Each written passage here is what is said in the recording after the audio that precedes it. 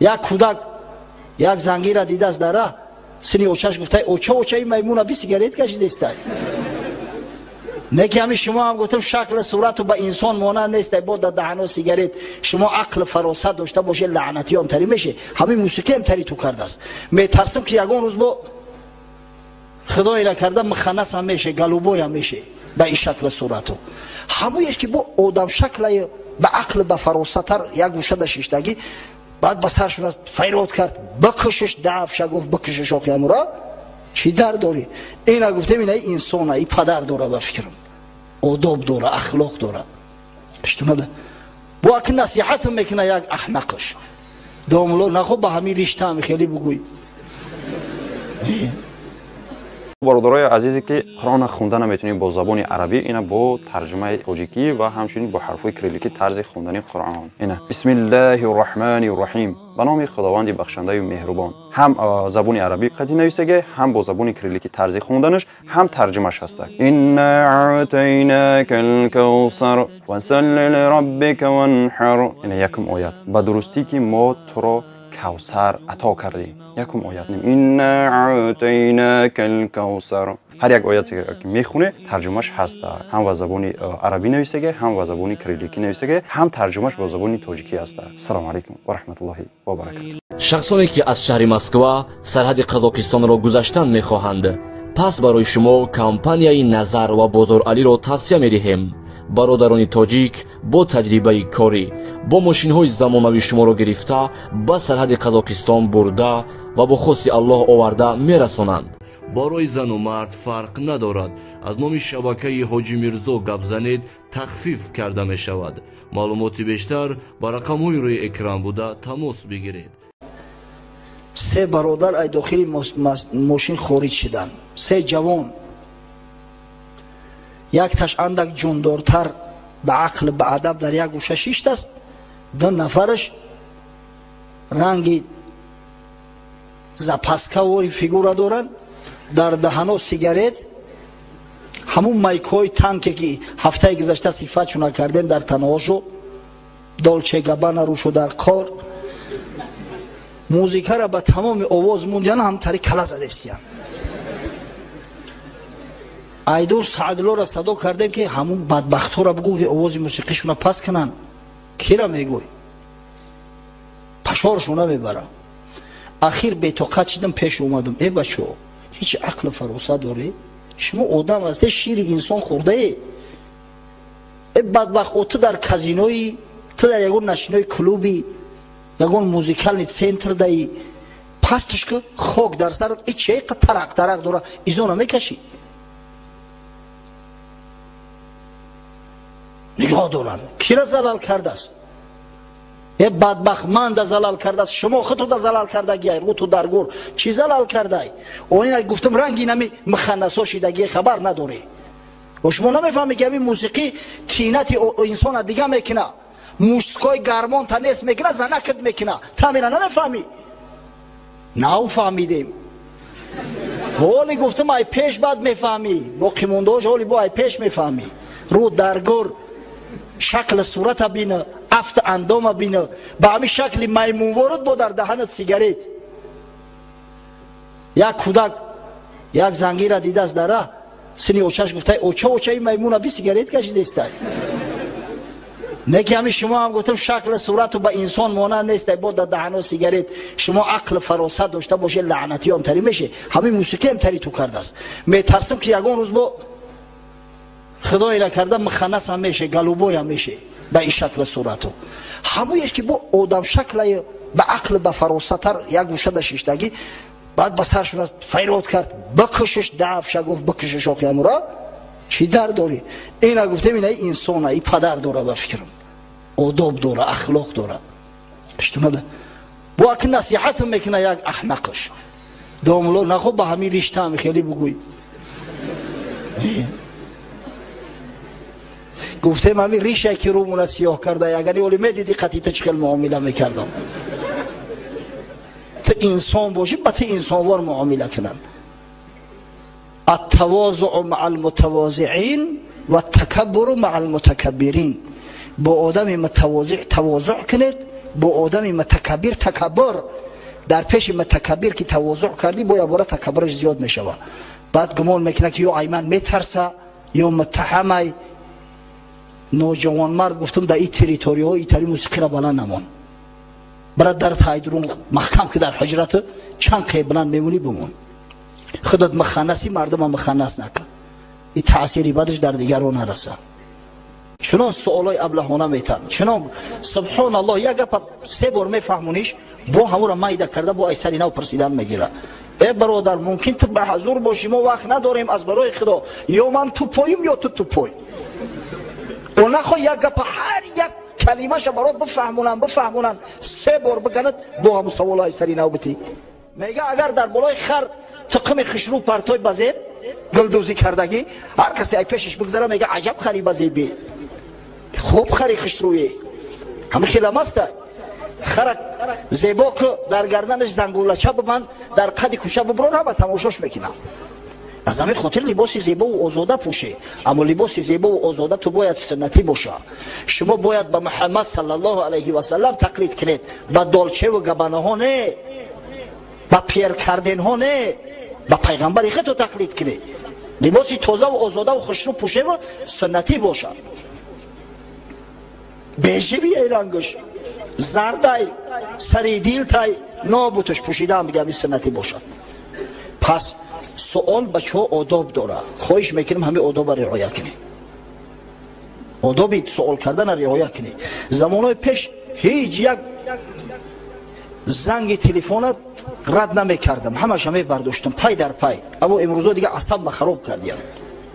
چنان سوالای ابلهانه میتن، چنان سبحان الله یک گپ سه بار میفهمونیش با همون را مایده کرده با ایسری نو پرسیدن میگیره. ای برادر ممکن تو به حضور باشی، ما وقت نداریم از برای خدا، یا من تو پاییم یا تو پای. و نخواه یک گپ هر یک کلمه شو برات بفهمونن سه بار بگند با همون سوالای سری نو بتی. پس آداب سوال از حضرت جبرئیل علیه السلام با آموزه. حضرت گفت یا رسول الله اخبرنی عن الاسلام، ای حبیب خدا، ای پیغمبر خدا، از اسلام مرا آگاه کن.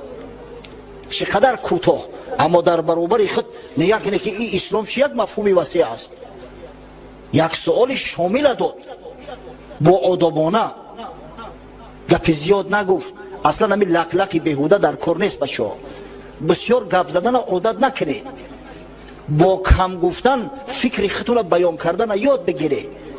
خدای تعالی وقتی که جنت وصف میکنه میگه در جنت لغو نیست، لا یسمع فیها لغوا، نمیشنوه در اونجا میگه گپی لغو، گپی بیهوده. گپی بیهوده عمر انسان ضایع میکند. همه گپی لقلقی بیهوده باشد عمر ضایع میکنه.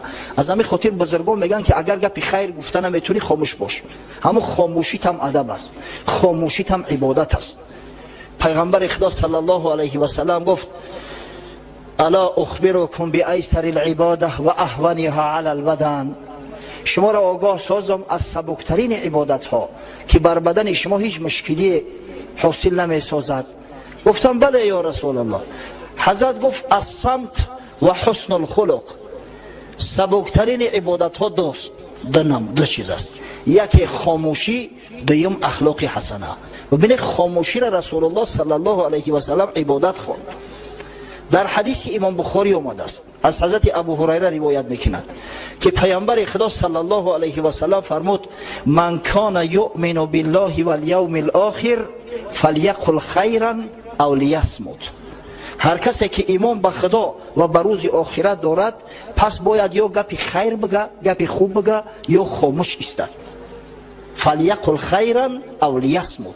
خاموش ایستادن هم ببینید عبادت هست. گپی خوب گفتن نمیتونی خاموش باش، دهنت پوش. خداوند ما را دو گوش داده است، یک زبان، تا اینکه بسیارتر گوش کنیم. امام غزالی درباره خاموشی گپ میزند، میگه گوش کنه بچه‌ها. ببینید اصلا همین کلام سخن چهار نوع میشود. یکم کلامی که مطلق زیان داره، سر تا پا هم زیان است. مثلا غیبت، مثلا دروغ. این کلامی هست که سر تا پا هم زیان است، همه در جان صاحبش جور است. دوم کلامی که سر تا پا همه ثواب است، خیر است، امری به معروف و نهی از منکر، ذکر خدای عزوجل. سیوم کلامی که هم سود دارد هم زیان، هم فایده دارد هم نقصان.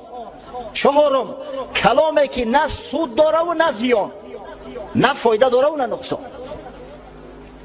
بعد میگه او کلامی که سر تا پا هم از زیان است، از او اجتناب ورزیدن مسلمان واجبه. میخواهی که جان در عذاب نباشه، باید از سخنی که همش زیان است زبان تا باز بداری خاموش باشی. خاموش ایستادن واجب است. کلامی که هم فایده دارد هم ضرر، البته که ضررش ای فایدهش زیاد است، از اما خاطر بهترش که او کلام نگوی. در کلامی که هم فایده داره و هم ضرر، بهترش او را نگوی. سیوم کلامی که نه فایده داره و نه ضرر، ای گپی لغو و بیهوده ای، گپی بی‌معنی ای، عمر ضایع ساختن ای، پس باید ایشم نگوی. چیمون؟ کلامی که فقط فایده داره. یعنی که اگر سخن کلام با 4 حصه تقسیم شود، 3 حصهش ممنوع ای، 1 حصهش اجازت. میفهمه؟ یعنی که باید از گفتن دیده بیشتر بشنویم، خاموشی را بیشتر اختیار کنیم. شخص میگه بچین شد پیش شیخ مرد هوشیار، که ما رو از حقیقت کن خبردار. بچین شد پیش شیخ مرد هوشیار، که ما رو از حقیقت کن خبردار. جوابش داد آن پیری طریقت، که 10 جزو است در معنی حقیقت. پیش یک شیخ می روه یک مرد که حقیقت برام بیان کن. گفت حقیقت از 10 قسم عبارت است، بگویم تا اگر نیکو نیوشی، یکی کم گفتن است 9 خموشی. اگر گپ ما گوش کنی و قبول کنی، همو حقیقتی که تو میپرسی، از 10 1 حصهش کم گپ زدن است، 9 حصهش خاموشی. زی خاموشی است در دست شهان باز، که بلبل در قفس نالد زی آواز. باز شهباز که خاموش است، در بالای دست پاچه ها میگرده. پاچه که شکار برمد، شهباز در بالای دستش گرفته میگردونه. اما بلبل بیچاره که ای شهباز در خشرو ای دسته همو آواز شو، ای دسته همو چه چه شو، دایم بیچاره در دوی قفس ای. از همین خاطر بیشتر شخص باید کوشش کنه که خاموش باشه. از حضرت سلیمان ابن داود علیه السلام روایت میکنن، حضرت سلیمان که گفته است این کان من فضة کلامک یا نفس فالسکوت من ذهب. اگر سخن تو ای مرد مثل نقره خام هم که باشه، مثل نقره درخشان و قیمت بها هم که باشه، سکوت طلا است، خاموش ایستادن طلا است. آداب یعنی خاموش ایستادن باید یاد بگیریم. بعضی برادر سوال میکنه در تلفن، با برابرت گپ زده است، یه بچه حالی هم سوال تمام نشده است، تمام شده است، او تمام شده است، دم تا بگی ادم خب بست اگر من نمیتونم بفهمونم جواب شد. او تو برابری من گپ زده است، ای کجا دیگه من خشم میته که جواب میتونم بدم. سوالا که کردی باید خاموش بستی که جوابش چی میشود. و احمق ترین احمق ها کسی است که با دبای سخن میدوه، صبر نمیکنه تا آخر سخن گوش کنه، دبای سخن میدوه. یک روز در یاون مهمان شدیم، یک برادر حاجی بحردین برادر مدعوت مکرده بود، یک معرکه بود. یک برادری حاجی خدا عمرش دراز کنه نامش نمیگیرم، سال 2006 همراه مو در حج بود. ملای از امی دهنی در ایستاده است، автомат واری سوال میته، با یک سوالایی که بسیار سوالهای فراگیر مفهوم عمیق داشته. ایمان چیست؟ اسلام چیست؟ عقل بالا است یا علم؟ این تری سوالا ببینید. با همین نوعیتشان سر کرده که سوال دیگه میشه میتا، او شد دالی خلاص نکرده که سوال سیم. ای مردک تو کلای گندش خود دقیقه چق داری، یک دم صبر کن. آخه این سوالای تو میتی هر کدام این چند ساعت وقت طلب داره. تو لااقل ما که همین به طریق مختصر برات بیانش کنن. نشانه حماقت انسان وقت ظاهر میگرده که طاقت نداشته باشه، صبر نداشته باشه که یک شخص سخن کلامش خلاص کنه و در بین گپ بدوه. حضرت شیخ سعدی فرموده است سخن را سر است ای خردمند بون، نیاور سخن در میانی سخن. گپ اول داره و آخر داره، در میانی گپ ندو. سخن را سر است ای خردمند بون، نیاور سخن در میان سخن. خداوندی تدبیر و فرهنگ و هوش، نگوید سخن تا نبیند خموش. آدمی به عقل و به تدبیر تا طرف مقابل خاموش نایستد سخن نمیگه. حقیقتا بعضی طرف مقابل است که جونمر نه نقطه داره نه ویرگول، همین تر رس کرده گفتن میگیره. اما به هر حال و وجه اندک صبر کردن در کن. هم یکون جا اندک دکه خورد پیش پای خورد بعد گپ تا بگو، در بین گپش ندو. این از روی آداب و از روی عقل نیست. اصلا چرا درباره سخن قدر زیاد میگیم؟ زیرا سخن بسیار مهم است. بهترین گوهر گنجینه هستی سخن است. سخن ار جان نبود مرده چرا خاموش است؟ این سخن که جان نباشه مرده برای چی گپ نمیزنه؟ انسان به سخنش دانسته میشود. کمال عقل انسان یا بی عقلی انسان به سخن گفتنش دانسته میشود. حضرت میرزا صاحب تبریزی بسیار شاعری با قوت، یک عالم شرعی هم بود. گفته است در سخن گفتن خطای جاهلان پیدا شود، تیر کج چون از کمان بیرون رود رسوا شود. جاهل مرد وقتی که سخن اثر کرد میفهمی کی ای. همین تیر اگر کجله باشه و از کمان زدیش بعد معلوم میشه که چی به دستی. حضرت بیدل فکر میرزا صاحب اندکی تقویه داد، باز زیباتر کرده. گفت در سخن گفتن خطای جاهلان پیدا شود یا بی‌تمیزی های مردم از سخن پیدا شود، پیسته بی مغز اگر لب واکند رسوا شود. از همین خاطر بهترش خاموش باشی، بسیار گپ نزنی. شیخ سعدی روایت میکند که یک مرد فرزندش برد پیش عالما تعلیم علم داد، صاحب علم شد، اما جوانی به تجربه بود. حالی در معرکه میآید عالما گپ میزنند این خاموش است. یک روز در خانه مزاحمتش کرد که پسر جان آخی ترم علم خوانده، همون چیزای خواندگی در کم کم بگو همین مردم بفهمن که ترم میدونی. گفت پدر جان من میترسم که به یگان سوال میتن که نمیدونم، شرمنده میشم. از اون بهتر نیست که خاموش بستم. مرد پنهان بود به زیر زبان، تا نگوید سخن ندانندش. نه گوید لبیب خوانندش، زیشت گوید سفه دانندش. مرد در زیر زبانش نهفته. یک روایت، یک خبر حضرت علی رسیده است که گفت المرء مخبوء تحت لسانه. مرد پنهان است، پوشیده است در پشت زبانش، در زیر زبانش. مرد پنهان بود به زیر زبان، تا نگوید سخن ندانندش. نه گوید لبیب خوانندش. گپی خوب که گفت میگن این مدام به عقل بود است، دانشمند بود است. زیشت گوید سفه خوانندش. نگه اگر گپای احمقانه گفت، گپای بی تمیزی گفت، بی معنی گفت، در اون صورت میگن این احمق بود است، این بی عقل بی فراست بود است. همین خاموشی با خود یک شوکت داره، یک شکوه داره. دیده ای که اگر یک کس خاموش باشه خیلی آدم در اندیشه میغلطه که این چی کسه. تا امروز چندین نمود داروهای گیاهی را استفاده برده گردی، لیکن результат نداده. میخوای که نرمال результат تا بوزبالشه، یعنی که فربشه. اینا مرحمت سمیوان ارگینال نی. برای شما توصیه میتیم با باوری